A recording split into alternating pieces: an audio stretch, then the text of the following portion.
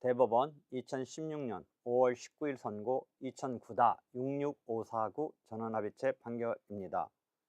선택적 병합 청구에 있어서 선택적 청구 중 하나에 대하여 일부만 인용하고 다른 선택적 청구에 대하여 아무런 판단을 하지 아니한 것의 의법 여부에 대해서 의법하다고 보았습니다.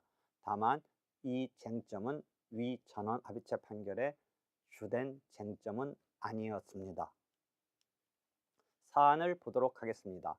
갑은 매수한 X 부지에 존재하는 오염 토양 및 폐기물 등의 처리 비용을 모두 스스로 그 처리업체에 지급한 뒤 그 처리 비용 상당의 손해를 입었다면서 을과 병의 공동 불법 행위를 원인으로 한 손해배상 청구 및 을의 X 부지의 매도인으로서의 하자 담보 책임을 원인으로 한 손해배상 청구, 채무 불이행을 원인으로 한 손해배상 청구를 하다가 항소심에서 을 및 병의 부당이득을 원인으로 한 부당이득 반환 청구를 선택적으로 추가하는 청구의 변경을 하였습니다. 법원은 피고 을에 대하여는 불법 행위에 의한 손해배상 청구 중 일부만을 인용하고 피고 병에 대하여는 채무 불이행에 의한 손해배상 청구 중 일부만을 인용하면서도 위 피고들에 대한 위 부당이득 반환 청구에 대해서는 아무런 판단을 하지 아니한 채 원고의 피고들에 대한 나머지 청구를 모두 기각하였습니다. 여기에서의 쟁점은 토지 소유자가 토양 오염물질을 토양에 유출하거나 투기 방치함으로써 토양 오염을 유발하였음에도 오염 토양을 정화하지 않은 상태에서 오염 토양이 포함된 토지를 거래에 제공함으로써 유통되게 하거나 토지의 폐기물을 불법으로 매립하였음에도 처리하지 않은 상태에서 토지를 거래에 제공하는 등으로 유통되게 한 경우에 거래 상대방 및 토지를 전전취득한 현재의 토지 소유자에 대한 위법 행위로서 불법 행위가 성립할 수 있는지 여부에 대해서 이 전원합의체에서 쟁점이 됐던 것인데 원칙적으로 적극적으로 보았습니다. 이때 현재의 토지 소유자가 지출하였거나 지출해야 하는 오염 토양 정화 비용 또는 폐기물 처리 비용 상당의 손해에 대하여 불법 행위자로서 손해배상을 책임을 지는지 여부에 대해서 적극적으로 보았습니다. 이것이 이 전원합의체 판결의 주된 쟁점이었습니다. 위 대상 판결은 전원합의체 판결이지만 지금 우리가 보려는 선택적 병합에 관한 민사소송 법리가 쟁점이 된 그런 판례는 아닙니다. 하여튼 선택적 병합의 경우에는 여러 개의 청구가 하나의 소송 절차에 불가분적으로 결합되어 있기 때문에 선택적 청구 중 하나에 대해서 일부만 인용하고 다른 선택적 청구에 대해서 아무런 판단을 하지 아니한 것은 의법하다고 본 이러한 내용이 담긴 판례입니다. 소송의 경과를 보겠습니다.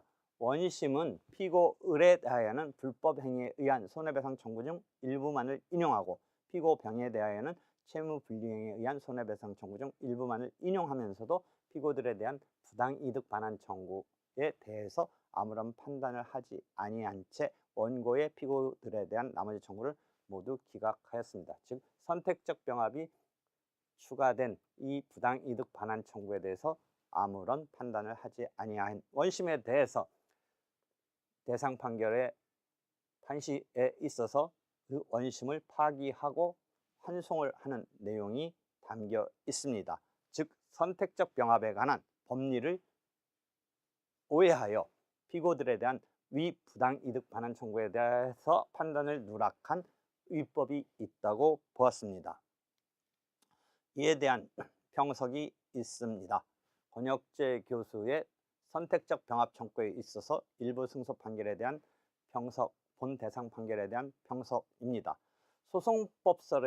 소송물에 대한 소송법설의 입장과 같이 선택적 병합을 부정하는 것이 타당하지만 이런 전제를 먼저 밝히고 있습니다. 그래서 선택적 병합을 부정하는 것이 타당한데 만약에 부당이득 반환 청구권과 손해배상 청구권이 경합하여 변종하는 것으로 보더라도 채권자는 어느 것을 선택하여 행사할 수는 있지만 중첩적으로 행사할 수는 없으므로 사안에서 법원은 손해배상 청구를 선택하여 인용하면서도 갑의 청구 금액에서 일부를 인용하고 나머지 금액은 부당이득 반환 청구를 선택하여 보충하는 판단을 할 수는 없다라는 이런 비판적인 의견입니다. 다시 정리해보면 소송물에 대한 소송법설의 입장에 있어서 선택적 병합을 부정하는 것을 타당하다고 출발을 하면서 만약 그렇지 않더라도 요 판례처럼 나머지 금액에 대한 부당이득 반환 청구를 선택하여 보충하는 판단을 하여야 한다라는 취지에 대해서는 그렇지 않다라고 보는 것입니다. 선택적 병합 청구 중에서 원고에게 가장 유리한 청구를 선택하여 인용할 의무를 법원에게 부여하고 있다는 점에서 그 의미를 대상 판결은 그 의미를 찾을 수는 있지만, 그런데 병합 청구 중에서 원고에게 가장 유리한 청구 하나를 선택하여 원고의 청구 취지에서 구하고 있는 급부의 일부만을 인용할 때는 나머지 청구에 대하여도 심리 판단할 의무를 부과함으로써 대상 판결이 선택적 병합제도 본래의 의미를 훼손할 수 있는 여지를 남기고 있다는 점에서 이 대상 판결은 문제가 있다는 지적입니다.